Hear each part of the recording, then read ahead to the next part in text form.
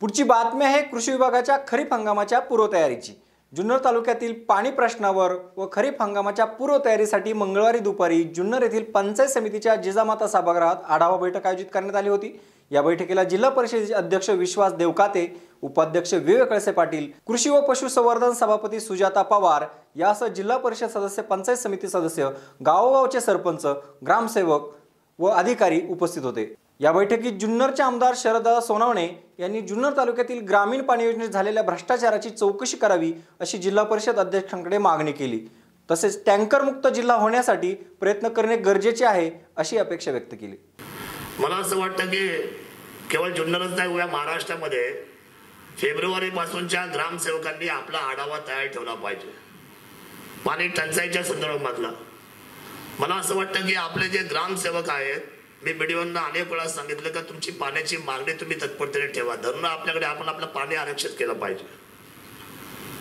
आणि म्हणून मला असं वाटतं की आपण आपलं पाणी मागत असताना ज्या वेळेला ही सगळी दुर्गम गावं आहेत, मी कालच गेलो होतो अंकुशराव इथं बसले, कुठे गेलो होतो आपण अकोल्याच्या बाउंड्रीवर, सर्वात शेवटी गेलो। साहेब मी तुम्हाला पाण्याचं सॅम्पल पाठवतो उद्या आवर्जून प्रेझेंट म्हणून, फक्त पहा आणि जमलं तर प्यायचा प्रयत्न करा। जमलं तर कुठलं पाणी येते? जांभूळशी, कोपरं, मांडवं। साहेब कोणत्या पद्धतीने आपली जनता या शिवभूमीची पंजाब राजाने स्वराज्य घडवलं, तिथल्या तालुक्यातल्या परिस्थितीमध्ये आम्ही ज्या वेळेला जीव ओतून सांगत असतो बघा, अधिकाऱ्याचा एक सक्षम वर्ग आता पुढे निघला पाहिजे। आणि मला तुमच्याकडे एकच आश्वासन पाहिजे साहेब, मी आता वरच्या कामकाजामध्ये 2 वर्षामध्ये प्रशासन समजून खूप सारा निधी राज्यामध्ये राज्याच्या तिजोरीतून जुन्नरला आणला। पत्रकार महोदय, आता लक्ष आम्हाला द्यायचंय खाली या व्यवस्थेवर। व्यवस्थेचे एवढे 12 वाजले तुम्हाला मी सांगतो, आणि त्याच्या सगळ्यात मोठा जो हक्क आहे तो आपलाच आहे। जिल्हा परिषदची यंत्रणा सगळी टोटल जेवढ्या काही गोष्टी लागतात त्या जिल्हा परिषदच्या माध्यमातून पुरवण्यात। आम्ही सुद्धा दरवर्षी तुम्हाला 400 ते 500 कोटी रुपये राज्य शासन डीपीडीसीच्या माध्यमातून सहकार्य करत असतं, सगळ्या योजना राबवायला मदत करत असतो। मग अशा वेळेला आपला ग्रामसेवक काम करणार आहे की नाही, त्यांचे आढावे तयार होणार आहेत की नाही? ग्रामीण पाणी पुरवठ्याच्या बाबतीमध्ये स्कीम मध्ये एवढा मोठा भ्रष्टाचार झालाय साहेब, तुम्ही जर ऐकलं 60 लाख, 70 लाख, 75 लाख रुपये पैशाला महत्व आलं, पण माणसाच्या भावनेला महत्व का येत नाही हा सुद्धा साधा प्रश्न माझा या निमित्ताने आहे। आणि म्हणून संपूर्ण आतापर्यंतच्या मागच्या ज्या आढावा आणि चर्चा तुम्ही ज्या अधिकाऱ्यांनी मागितल्या व्हिडिओकडे, मी स्वतः प्रस्थाने या सगळ्यांचे आढावे करून तुम्हाला 15 दिवसामध्ये लिस्ट पाठवतो। त्या सर्व ग्रामसेवक आणि त्या सर्व असलेल्या त्या यंत्रणेमधले आमचे सर्व जे काय मी होतो, आमचे सरपंच जरी असले, त्याच्यावर आपण फौजदारी कारवाई करणार का हा शब्द मला आपल्या सर्वांच्या माध्यमातून अध्यक्ष महोदय तुम्हाला विचारायचं आहे। जाऊ द्या ना 5-25 लोक आतमध्ये, काय फरक पडतो त्याने?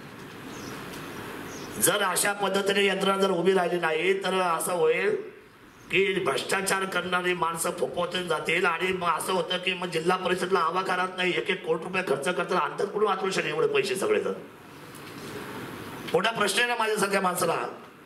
एका बाजूने स्कीम खायच्या, एका बाजूने लोकांच्या नशिबातल्या त्याच्या डोळ्यासमोरचं पाणी आपण हिरावून न्यायचं। जुन्नरच्या शहराची परिस्थिती अवघड। तो कोण म्हटले खंडागळे कॉन्ट्रॅक्टर होता, तर त्याची चौकशी करतोय, आता मोकळा झालो मी पुढच्या आठवड्यापासून। हा काय प्रकार आहे? निश्चित पाण्याचं धोरण अध्यक्ष महोदय, उपाध्यक्ष तुम्ही संवेदनशील आहात। डिंब्याच्या बाबतीमध्ये आपण अतिशय महत्वाचं काम वळसे पाटलांच्या माध्यमातून त्या ठिकाणी उभं केलेलं आहे, शेतकऱ्यांना उभं करण्याचं काम केलंय। पाणी टंचाईच्या बाबतीमध्ये केवळ बैठक न होता, केवळ आढावे न होता, पुढच्या वर्षीपर्यंत आपण टँकर मुक्त जुन्नर तालुका किंवा हे तुमचा जिल्हा कसा होईल याची काळजी घेणं ही काळाची गरज आहे, असं मला आपल्या सर्वांच्या माध्यमातून सांगायचं वाटतं। हे करणार असाल तरच तुमच्या जिल्हा परिषदच्या असलेल्या अध्यक्षपदाची जी कारकीर्द आहे साहेब ती उंच गेल्याशिवाय राहणार नाही। आणि मला खात्री आहे आपला पेहराव हा साधा शेतकरी आणि मराठी माणसाचा पेहराव आहे, आणि म्हणून तुमच्याकडे काम करण्याचा उमेद जी आहे ती निश्चितपणे पुढे जात असताना हा आताचा जो काय लौकिक आहे त्याच्यामध्ये टंचाईचा सुदृश्य पद्धतीचा आढावा आपल्या सर्वांसमोर ठेवणं ही काळाची गरज आहे। मी त्या पाण्याचं सॅम्पल आता उद्या मागवलेलं आहे, तेवढं एक बीडीओला पाठवून देतो, एक तहसीलदाराला पाठवतो, एक आपल्या जिल्हा परिषदेला पाठवतो। आणि मग मला सांगा की काय गरीब माणसाने ज्या परिस्थितीत जन्मला यायचं त्याने असंच पाणी प्यायचं का? तुम्ही आम्ही साहेब तो पाणी पाहिलं तरी घाबरून जाऊ अशी पाणी माझे महादेव कोळी माझे आदिवासी बांधव तिथं पेत असतात. अक्षरशः वाईट वाटतं ही परिस्थिती पाहिल्यानंतर की कुठल्या बाजूने या सगळ्या व्यवस्थेचा कारभार आपण घेऊन चाललोय. आपण सक्षम आहात. आपल्या हातामध्ये एवढी मोठी ताकद एवढी मोठी जिल्ह्याची तिजोरी हातामध्ये दिलेली आहे आणि मला खात्री आहे की या वर्षीच्या टंचाईच्या आढाव्याच्या निमित्ताने टँकरच्या बाबतीमध्ये मी फार आग्रही आहे. मी सातत्याने कलेक्टरशी बोललो आहे आणि पुढच्या आठवड्यामध्ये कलेक्टर आणि आदरणीय कमिशनर या दोघांना या जुन्नरच्या दौऱ्यावर मी मुद्दामून बोलवले. जोपर्यंत तो MI टँक होत नाही तोपर्यंत माझ्या आदिवासींना पाणी मिळणार नाही. अडचण जेवढ्या आहेत तेवढ्या सोडवल्या तर या सगळ्या बैठकीचा आणि विशेष म्हणजे अधिकाऱ्यांनी पॉझिटिव्ह व्हायला पाहिजे. सगळे अधिकारी पॉझिटिव्ह नाही असं माझं म्हणणं नाही. बरेचसे अधिकारी खूप पॉझिटिव्ह काम करतात, बरेचसे अधिकारी सहकार्य करत नाही. जे झोपले त्यांना आपण जागा करूया आणि ज्या ज्या ग्रामसेवकांनी व्यवस्थित काम केलं नाही त्याच्यावरची एक आपण महत्वाची निर्णय आणि ग्रामसेवक आणि त्या सगळ्या प्रक्रियेवर आपण त्या ठिकाणी स्पष्टपणे आपण त्यांचे आदेश करूया. कारण या बाबतीमध्ये मी फार आता 100% या बाबतीमध्ये आता मी कोणत्याही ॲडजस्टमेंटला थांबणार नाही. काही जरी झाले तरी वर्किंग पोझिशनला ज्या पद्धतीने शासन म्हणून तुमच्या हातामध्ये कारभार अधिकारी म्हणून ज्यावेळेला ही लोकशाही देते त्यावेळेला जागृतपणे काम करणं हे अधिकाऱ्याची जबाबदारी आहे आणि विशेषतः 4 महिने पाण्याचे. आणि म्हणून टंचाईचा आढावा इथे मांडत असताना 100% देवरामशेठ मुली गोष्ट खरी आहे. कागदपत्रे आढावा वाटणं सोपं आहे पण स्पॉटवर साईडवर जाऊन काम करणं खूप अवघड आहे. आपण आलात आपलं सहर्ष स्वागत निश्चितपणे करेल पण साहेब कारवाईचे आदेश आपण केले पाहिजेत. त्याची लिस्ट आम्ही तुमच्याकडे देऊ आणि उद्या हे सगळं पाण्याचं सॅम्पल मला धक्कादायक रिपोर्ट आहे माझ्याकडे आता आला त्या दिवशी परवा दिवशी की ज्या पाण्याच्या असलेल्या लॅबोरेटरीवर आम्ही जो मागितला रिपोर्ट काय ते म्हटले हे पाणी प्यायच्या योग्यतेचे नाही. असा निकाल देऊन सुद्धा त्यांना जर ते पाणी पिल्याशिवाय पर्याय नसेल तर काय करायचं हो आपल्या जनतेने. आणि म्हणून मला आपल्या सर्वांची साथ लागेल.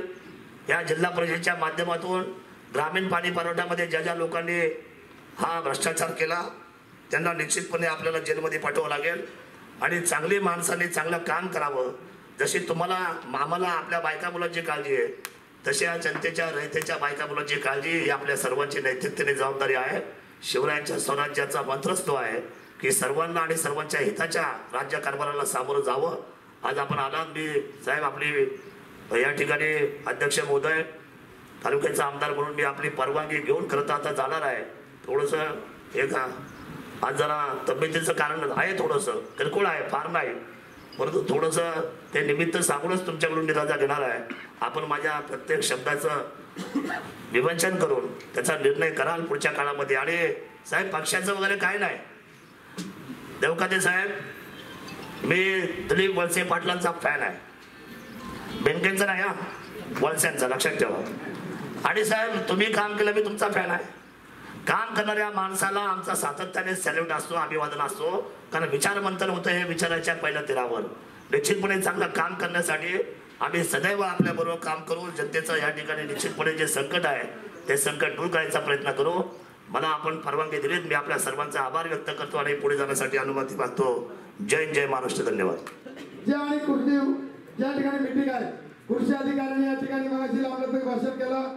मी शेवट साहेब तुम्हाला सांगू इच्छितो पाठीमागं काय झालं जाऊ द्या, परंतु आता या वर्षापासून आमचं बी बियाणं वेळेत येऊ द्या.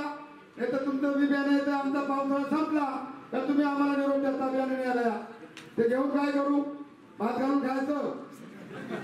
तर तशी काय कृषी खात्याकडून येऊ नये अशा प्रकारची शेवट साहेब तुम्हाला विनंती करतो. तुम्ही मागाशी या ठिकाणी सांगितलं 2-2 लाख रुपये आम्ही मृत्यूंना देतो. आमच्याच गावची एक केस आहे, रघुनाथ नामदेव लांडे म्हणून मी तुम्हाला भेटलो होतो. तुम्ही म्हणता आले मी बँकेत गेलो पण बँकेच्या खात्यावर काय आले नाही. उद्या आपण खुलासा करू. परंतु शेवळे साहेब निश्चितपणे जो माणूस जिवाळे जातो त्या कुटुंबावरती खऱ्या अर्थानं जो दुःखार्थ योजना आज नाही उद्या होईल, परंतु त्याच्यामध्ये तुला तुम्ही जसं बोलता तसं करा. आणि म्हणून शेवळे साहेब कृषी खात्याला सुद्धा जरा मरगळ आले ती मरगळ जरा झटकून काढा. ज्या ज्या टायमाला आम्ही त्या ठिकाणी आल्यानंतर आमची अपेक्षा काय असते का गरीब शेतकऱ्याला एकतर शेतकरी इथं गरिबीतून वर येतोय, कांद्याला बाजार नाही, बटाट्याला बाजार नाही, कमीत कमीत पुढे तुमचं तूट पूजे ते काय आहे 2-4 किलो बी बियाणं ते तरी द्या. त्यात तरी आमचा शेतकरी थोडा समाधानी होईल. आणि म्हणून निश्चितपणे निश्चितपणे अध्यक्ष साहेब त्यांच्या बातम्यामध्ये बोलतील, कारण मी आधी काय बोलत नाही म्हणतील. त्यांच्या मित्राच्या तालुक्यात आलो आणि अध्यक्षाने इथं सगळं बोलून घेतलं. त्याच्यामुळे मला काय बोलायचं तर जिल्हा परिषद आहे 5 वर्षे, तिथं काय सेंट्रल बॉडीमध्ये आम्ही काय बोलायचं ते बोलू. आज आम्ही अध्यक्ष साहेब आमच्या तालुक्यामध्ये आले, उपाध्यक्ष आले, दोन्ही अभ्यासू माणसं आहेत. दोन्ही माणसं राजकारणामधले अभ्यासू आहेत, म्हणून निश्चितपणे एक चांगल्या प्रकारचा न्याय आपल्या तालुक्याला मिळेल. आणि बीडीओ साहेब तुम्हालाही सांगतो, इकडे झालं तिकडे झालं. वाडेकर साहेब आता जरा या देवाचा बंद करा, जरा स्पॉटवर जा. इथं मिटिंग असले का या दिवसातून दाखवायची, इथं काय झालं तिथं काय झालं ते काय आम्हाला सांगू नका. जिथं पाणी टंचाईमध्ये जिथं पाणी नाही आदिवासी भागामध्ये 60-60 लाख रुपये अध्यक्ष साहेब खर्च केलाय. चावंड असेल वर अंधाळ असेल, तिथं एकही पाण्याचा थेंब नाही. अशा प्रकारच्या बोगस योजना झालेल्या आहेत. आणि म्हणून या ठिकाणी मी त्या योजनेमध्ये अध्यक्ष साहेबांना मी बसणार आहे. ज्या बोगस योजना झाल्या तिथं पाणी येत नाही, तोपर्यंत अध्यक्ष साहेबांच्या दालनामध्ये मी बसणार आहे. मला 2 टायमाचं जेवण मिळेल तिथं. आणि त्याच्यावरती अध्यक्ष साहेब जोपर्यंत कारवाई करत नाही तोपर्यंत देवराम लांडे जुन्नरला येणार नाही. आणि म्हणून निश्चितपणे माझे पत्रकार मित्र या ठिकाणी आहेत. एक आदिवासी भागातील माझे का पत्रकार आमच्या वाणी साहेबांनी प्रश्न मांडला इंगळूचा, त्याचे उत्तर बीडीओ साहेब तुम्ही देऊ शकले नाही. ते परवाला स्वतः पत्रकार त्या स्पॉटवर गेला, पण तिथे बीडीओ साहेबांनी पाणी टंचाईचे अधिकारी गेले नाही. ही आम्हाला खऱ्या अर्थानं शेअरची बाब आहे. आणि म्हणून खऱ्या अर्थानं इथून पुढच्या काळामध्ये बीडीओ साहेब काय पाठीमागे झाला आम्हाला गेले नाही. आमच्या अगोदर कोण पदाधिकारी असतील त्यांच्यावर आम्हाला टीका टिप्पणी करायची नाही. परंतु तुम्ही इथून पुढे 5 वर्ष काय करणार आहेत, तुम्ही आणि आम्ही मिळून पश्चिम भागामध्ये खऱ्या असताना आज जुन्नर तालुक्यामध्ये 5 धरणं आज धरण आमच्या उशाला कोरडा आमच्या कसे आपल्या भागाशी कुठेतरी आमदार साहेब बोलले गेले. आणि म्हणून निश्चितपणे आदिवासी भागामध्ये आंबे असतील असेल, कोपरा मांडवा असेल, त्या ठिकाणी आज प्यायला पाणी नाही. धरणाचं पाणी सोडलं, 41 दिवस पाणी सोडलं. पावसाळ्यात पूर नाही आला, पण यावरती उन्हाळ्यात पूर आला. उन्हाळ्यात नदीला पूर येतो आणि मग आम्हाला प्यायला पाणी मिळत नाही.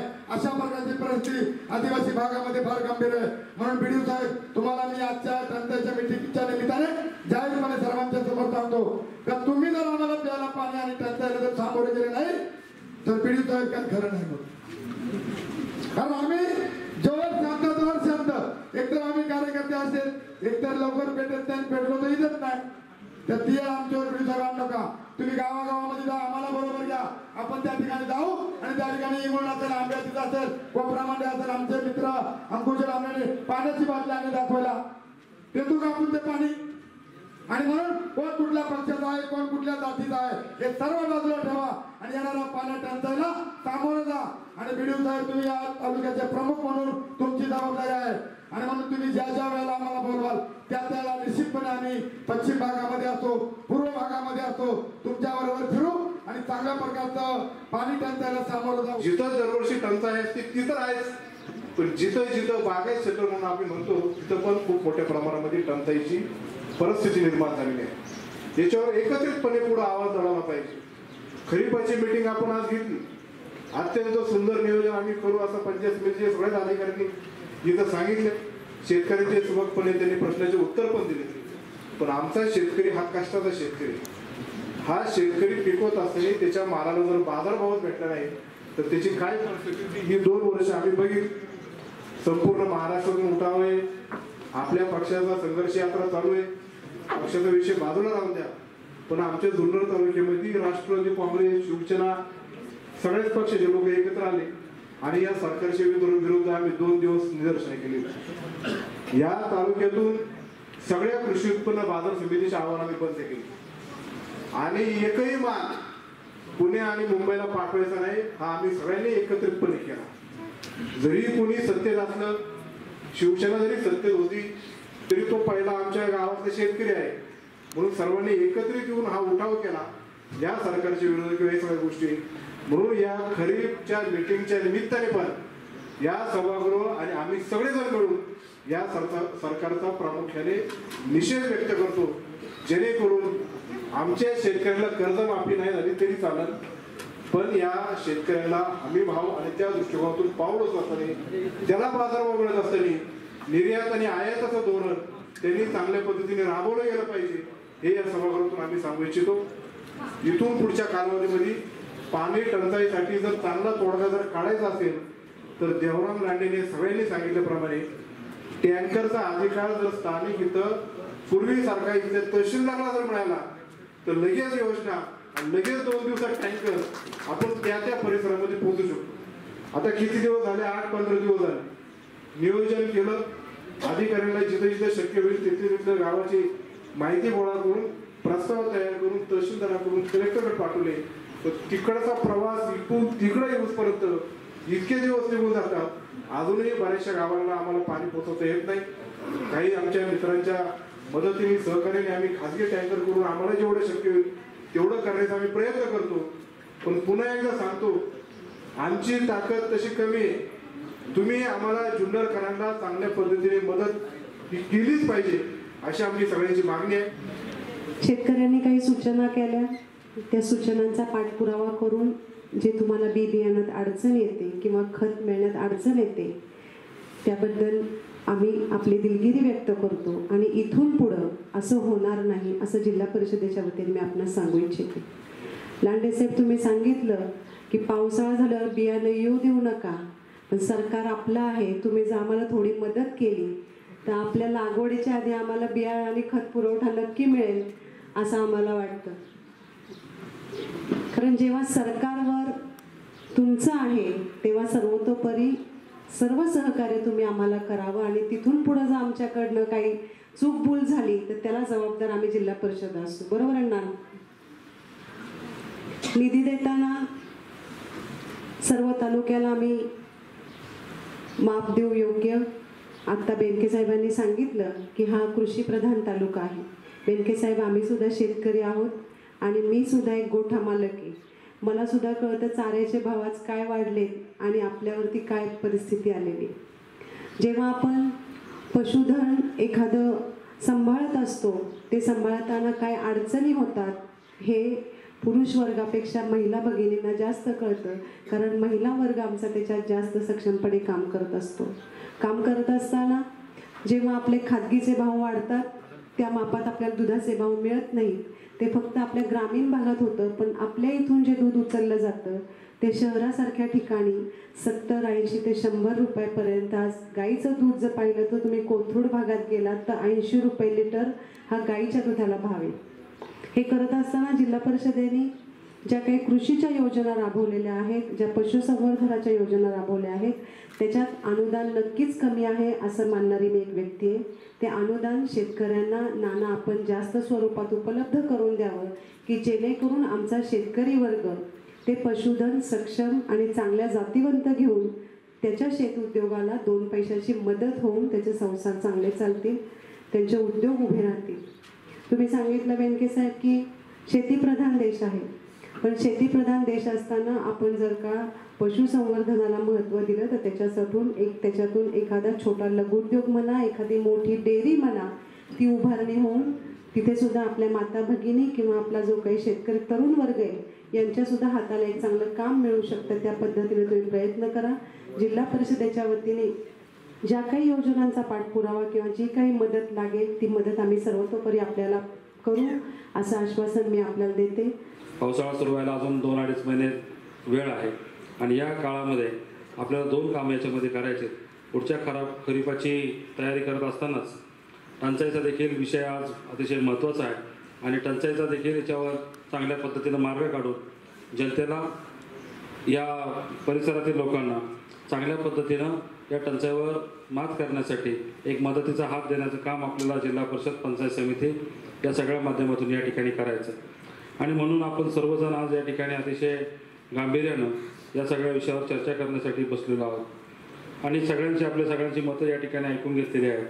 बी बियाण्याच्या संदर्भामध्ये आणि खतांच्या संदर्भामध्ये कृषी सभापतींनी आपल्याला शब्द दिलेला आहे की बी बियाणं हे आपल्याकडे वेळेत पोहोचेल, प्रमाणित पद्धतीनं ते प्रमाणित केलेलं असेल आणि दर्जेदार बी बियाणं आपल्यापर्यंत पोहोचेल. मला खरं तर जास्त प्रश्नांची अपेक्षा आपल्या सगळ्या शेतकरी बंधूंकडून होती आणि म्हणून मी नानांना म्हटलं जरा विचारा तरी, जरा प्रश्न कमी येत आहेत, शेतकरी जरा कमी आलेत का काय, जरा विचारा म्हणजे त्याच्यातून आपल्याला समजेल की प्रश्न कमी काय येत आहेत. आपल्या परिसरामध्ये खरं तर मागच्या 2-3 वर्षापासून टोमॅटोच्या संदर्भात आपली शेतकऱ्यांची बरीच मोठ्या प्रमाणात फसवणूक झाली, पण त्या संदर्भातला एक देखील प्रश्न आपला याच्यामध्ये आला नाही. खतांच्या बाबतीमध्ये नाना आमच्याकडं तुमच्याकडे बारामतीला रॅक लागते आणि बारामतीवरून इकडे खतं येतात. खरं तर आमचा खताचा जो पॉईंट आहे तो आमचा फुरसुंगीचा आहे, पण फुरसुंगीला जसं पुन्हा वाढायला लागलं त्याला खताचा पॉईंट कॅन्सल केला. म्हणजे ते कट्टे असतात ना साईडला लावलेले, ते साठवणीची जागा किंवा ट्रक भरायची जागा, तो जो रॅक पॉईंट, त्याला रॅक पॉईंट म्हणतात त्या रेल्वेच्या याच्या भाषेमध्ये, तो रॅक पॉईंट खरा आपला फुरसुंगीचा होता, जुन्नर आंबेगाव खेडचा. तो रॅक पॉईंट कॅन्सल झाला आणि तिथं जरा जसं जसं शहर वाढायला लागलं तिथं सिमेंटचा रॅक पॉईंट झाला. नंतर आपल्याला तळेगाववरून काही ठिकाणी खतं मिळायची, पण तळेगावला त्या रॅक पॉईंटची जी कॅपॅसिटी फार कमी होती, त्याच्यामुळं आपल्याला बारामती आणि नगरहून खतं त्या या ठिकाणी आणावं लागतात. आणि बऱ्याचदा मग आमच्या खरेदी संघाचे जर कोणी इथं असतील तर त्यांना त्याच्यामध्ये जाणीव असेल किंवा त्याच्यामध्ये त्यांना अडचण येते. खताची जर किंमत MRP जर असेल तर वाहतुकीचं भाडं आम्हाला वेगळं घ्यावं लागतं आणि त्याचं बिल द्या म्हटलं तर पावतीवर लिहिता येत नाही, पावतीच्या मागे लिहून द्यावं लागतं. ही अशी प्रॅक्टिकली अडचण ह्या आमच्या 2-3 तालुक्याची या ठिकाणी आहे. परंतु त्याही संदर्भात आपण कुणी प्रश्न विचारले नाही, म्हणून मला असं वाटलं की बाबा नक्की याच्यामध्ये आपलं जरा शेतकरी कमी आलेले दिसत आहेत. अधिकाऱ्यांनी फक्त आपलं ग्रामसेवक, सरपंच या सगळ्यांना बोलवलंय आणि नुसतं मग आता आम्ही जसं सहकारी संस्थांमध्ये मंजूर, खालील लोकांनी मंजूर, कार्यकर्ते म्हटलं का वरच्या लोकांनी सगळ्यांनी मंजूर करून टाकायचं, अशा स्वरूपाची ही आपली बैठक जर झाली तर जनतेला त्याचा उपयोग त्याच्यामध्ये होणार नाही.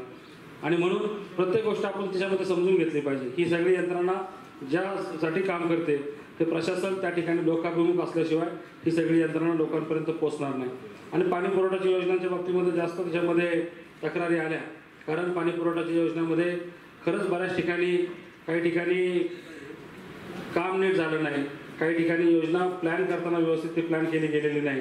त्याचं हेड किती आहे, त्याला पाईप किती लागतील, त्याला किती इंची पाईप लागतील, याच्या संदर्भाचं जर टेक्निकल जे पद्धतीनं व्हायला पाहिजे होतं त्याचं ते टेक्निकल इव्हॅल्युएशन नीट झालं न झाल्यामुळं तुम्ही जे एस्टिमेट बनवलं त्याच्याप्रमाणे ठेकेदारांनी ते काम केलं. ठेकेदार म्हणतो का तर ही मी ज्याप्रमाणे तुम्ही सांगितलं त्याप्रमाणे पाईप आहे, त्याप्रमाणची मोटर आहे, त्याप्रमाणची टाकी आहे, पाणी जातं का नाही ही माझी जबाबदारी नाही. अधिकारी सांगतात हे सगळं अशाप्रमाणे आहे तरी पण पाणी जात नाही, त्याच्यामध्ये काहीतरी चुकलं असेल त्याचं शोधायचं काम चालू आहे. हे कागदोपत्री उत्तरं आपल्या ज्याच्यामध्ये वेळ मारून नेण्यासाठी बरोबर चांगली असतात, पण ज्यांना तिथं वेळ मारून न्यायची नाही त्यांना तिथं वेळ त्या ठिकाणी तिथं त्यांच्यावर जी वेळ आहे ती त्यांना मारून नेता येत नाही, त्यांना तिथं काहीतरी प्रश्नाचं उत्तरच काढावं लागतं. मग कधीतरी कुठून तरी 1-1 कोटीची पाणी योजना झालेल्या ठिकाणी आपण जेव्हा टँकर मागतो त्यावेळेला आपली देखील आपल्याला त्याच्यामध्ये काहीतरी स्वतःला त्याच्यामध्ये लाज वाटते. मग ह्या गावच्यासाठी आपण टँकर मागतो, सगळ्याच त्याच्यामध्ये मग सरपंच असतील, ते पाणी पुरवठ्याचे अध्यक्ष असतील, सचिव असतील, पाणी पुरवठ्याचे अधिकारी असतील, पदाधिकारी असतील, यांनी देखील याचा विचार करणं गरजेचं आहे. 1-1 कोटी रुपये खर्च करून जर आपल्याला त्याच्यामध्ये पाणी देता येत नसेल तर आपण देखील त्याच्यामध्ये नक्की काय काम करतो.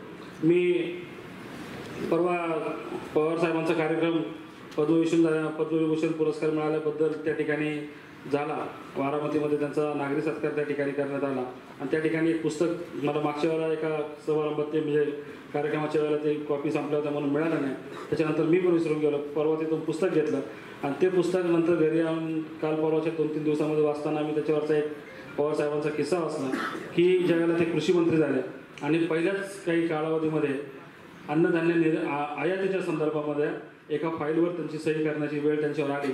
त्यावेळेला त्यांनी तिथं ऑफिसमध्ये सही नाही केली. त्यांनी रात्री घरी येऊन विचार केला की या अशा प्रकारचे अन्नधान्य जर आपल्या भारतासारख्या देशामध्ये आयात करावं लागत असतील तर मग आपली आत्ताची परिस्थितीनं आपण याच्यामध्ये काहीतरी फरक पडतोय किंवा काहीतरी चुकतंय. 2 दिवस त्यांनी त्या फाईलवर त्याच्यामध्ये त्यांच्या मनस्थिती किंवा त्यांच्या मनाची तयारी होत नव्हती. शेवटी त्यांना पंतप्रधानाचा फोन आला आणि त्यांनी सांगितलं की ही फाईल तुम्ही ठेवली पण त्याच्यावर सही केलेली नाही, तुमची जोपर्यंत सही होत नाही तोपर्यंत ती ऑर्डर देता येणार नाही आणि मग अन्नधान्याचं कदाचित आणखी तुटवडा याच्यामध्ये भासेल. तेव्हा पवार साहेब त्यांना प्रत्यक्ष जाऊन भेटले आणि म्हटले की भारतासारख्या कृषीप्रधान देशामध्ये अन्नधान्य आयात करावं लागतं, या गोष्टीवरच मला मी अस्वस्थ झालेलो आहे. 2 दिवस माझी मनस्थिती त्याच्यामुळे बिघडली, मला सही करावीशी वाटत नाही, मनापासून ते शक्य वाटत नाही. त्यावेळेला मनमोहन सिंग साहेबांनी आणि पवार साहेबांनी त्याच्यामध्ये एक धोरण ठरवलं की आत्ताची जर गरज म्हणून आपल्याला अन्नधान्य आयात करावंच लागेल, परंतु तुम्ही पुढच्या याच्यामध्ये असं काहीतरी धोरण ठरवा, त्याला लागेल तो निधी पंतप्रधान म्हणून या नात्याने मी त्याचं उभं करून देईल, परंतु आपल्याला हे आयात करावं लागणार नाही अशा स्वरूपाचं काम तुम्ही त्याच्यामध्ये काही धोरण त्याच्यामध्ये ठरवा. आणि निश्चित पवार साहेबांनी त्याच्यानंतरच्या काळामध्ये जे काम केलं त्याच्यानंतर भारत हा जवळपास 2 लाख कोटी रुपये ची किमतीचे अन्नधान्य निर्यात करू शकेल इतका मोठा जगातला मोठा निर्यातदार त्या ठिकाणी त्या धोरणाच्या माध्यमातून पुढच्या 4-5 वर्षामध्ये झाला. एखाद्या माणसाने एखादी गोष्ट जर मनावर घेतली तर काय होऊ शकतं याचं हे उदाहरण आहे. बोलताना सर्व मनापासून बोलतात. वास्तविक पाहता आम्ही सकाळपासून जे आमच्या वळसे पाटलांचा तालुका, त्याच्यानंतर आमच्या बेनके साहेबांचा हा तालुका, त्याबरोबर म्हणजे आढावा बैठकी, टंचाई बैठक, खरीप हंगामाची लावणं गरजेचं आहे. निवड झाल्यानंतर 1 महिना झालेले आहे. पण वास्तविक पाहता म्हणजे मनाला पत्रकार मित्रांनो की अत्यंत इथं पाण्याचा परिसर, पाण्याचे अत्यंत चांगले शंकराचे तुम्ही भक्त आहात. अत्यंत गंगा प्रत्येकाच्या दारापर्यंत पोहोचण्यासारखी सोय आहे. तुम्ही पुण्यवान आहात असं म्हणलं तर चुकीचं होणार नाही. त्याचं कारण पाणी भरपूर आहे, फक्त नियोजन नाही, केलेल्या कामाचं नियोजन नाही असं मला वाटतं. तर त्यामुळं ज्या काही स्कीम असतील, जे काही सरकारने पैसे घालवले असतील, कुठल्याही माध्यमातून असू द्या, जिल्हा परिषद असू द्या, काय असू द्या, या सर्व माझ्या सहकारी मित्रांनी सांगितलं, आमदारांनी तशी कल्पना दिली की याची सखोल चौकशी करा. तर ज्यांनी चुकीचं काम केलंय त्याला पाठीशी घालणारे आम्ही नाही. जिल्हा परिषदमध्ये आम्ही ज्याच्या नेतृत्वाखाली काम करतो ते आदरणीय दादा, त्यांना कुठलीही गोष्ट हे काम करत असताना चांगल्याच्या पाठीवर थाप टाकणार, खोट्याच्या मागे राहणार नाही. कोणी जे चुकीचं काम आहे त्याला चुकीचंच म्हणणार, अशा पद्धतीचं ते नेतृत्व आहे. त्यामुळं ज्यांनी आमदार साहेबांनी तसंच माजी अध्यक्षांनी ज्या सूचना केल्या त्याची पुरेपूर बेनके साहेब चौकशी होईल. आपणही आपलं पत्र द्या. आपण महाराष्ट्राचे उपाध्यक्ष आमचे ज्यांच्या हाताखाली मला म्हणजे त्यांनी बँकेवर घेण्याचा आम्हाला अत्यंत मनापासून सहकार्य केलं असे तुमचे वडील बेनके साहेब, त्यांनी मला फार सहकार्य केलेलं आहे. त्यांच्यामुळे मला भरपूर राजकारणात संधी मिळाली. आज वास्तविक पाहता ज्यांच्या समेत 3-3 टर्म काम करायचा योग आला असे आमचे आत्ताही नाही आहेत. बुचकेत आहे काहीतरी, बहुतेक त्यांना काम लागलेलं दिसते. नाहीतर त्यांनी मला तर काय वाटतं बोलून दिलं नसतं. हे प्रश्न असं चालत असतं, ठीक आहे. परंतु आपण जे काम केलेलं आहे त्याचे प्रत्येकाला वाटतं, प्रत्येकाला बोललो माझे सहयोगी. तर जिल्हा परिषदच्या माध्यमातून एवढंच टंचाईच्या माध्यमातून सांगतो, कुलकर्णी साहेब बोलले, आत्ता माझे सहयोगी सहकारी बोलले, ज्या ज्या सूचना आलेल्या आहेत खरीप हंगामाच्या बाबतीत असू द्या, तुमच्या टंचाईच्या बाबतीत असू द्या, त्या तंतोतंतच असेल. आता अधिकचा वेळ तुमचा काही घेणार नाही, कारण मी बघितलं त्यासाठी आता उपाध्यक्ष बोलले की आम्ही त्यासाठीच माहिती घेतली की कोणापुढं किती बोलायचं. कारण ग्रामसेवक म्हणजे त्यांना अख्ख्या ग्रामपंचायत, जिल्हा परिषद, सर्वोच्च आयोग सगळंच माहिती आहे, कसं चालतं, काय कारभार चालतो, नेमकं काय, आणि कृषी सहाय्यक त्याच्यापेक्षा भारी. त्यामुळं म्हणून मी विचारलं की कोण कोण आहे नेमकं. त्यामुळं खरे शेतकरी किती आहेत, खरे दुकानदार किती आहेत, या सगळ्याची माहिती घेतली. तर या लोकांपुढं या अधिक तयारीची लोक आहेत सगळे, त्यांच्या पुढं अधिकचं न बोलता, वेळ न घालवता तुम्हाला सर्वांना वास्तविक पाहता आम्हाला यायला थोडा उशीर झाला, त्याबद्दल दीर्घ व्यक्त होतो. तुम्ही सर्वजण जिल्हा परिषदच्या माध्यमातून जे काम सांगचाल ते करू, एवढंच या कार्यक्रमाच्या निमित्ताने वचन देतो. पवार फॅमिली आता वरदान आहे. आडनावात म्हणजे कसं कुठे घेतलं की काम चालतंय. त्यामुळं काय त्यांनी सांगितलेलं काम मला मोडता येणार नाही, सही कर म्हणलं की मला करावं लागणार.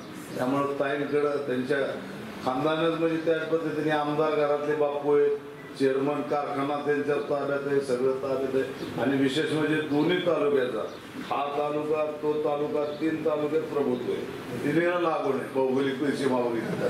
वळसे पाटलांच्या बरोबर निम्म इकडं आपले बेनके साहेबांच्या यांच्याकडे वेगळे, अशा पद्धतीने जुन्नर असेल ते त्या पद्धतीने करतात. आपण तुम्ही सर्वजण मनापासून ज्या ज्या काही सूचना केल्या त्या कुलकर्णी साहेब, त्याचबरोबर ॲडिशनल चितळे साहेब, टंचाईचे विषय असू द्या, काही चौकशीचे असू द्यात, मी तुम्हाला म्हणजे कुठलीही गोष्ट झाली इथं पत्रकार मित्र आहेत, तर ज्या ज्या सूचना केलेल्या आहेत, ज्या ज्या तक्रारी केलेल्या आहेत, म्हणजे माझे अध्यक्ष असतील, आमदार साहेब आहेत, तर त्या सूचना तुम्ही तंतोतंत त्याची चौकशी लावा.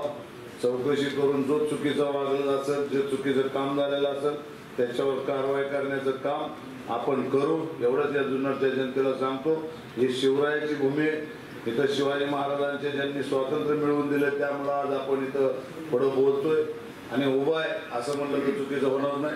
त्यामुळं तुम्हाला दिलेल्या शब्दाचं पालन होईल.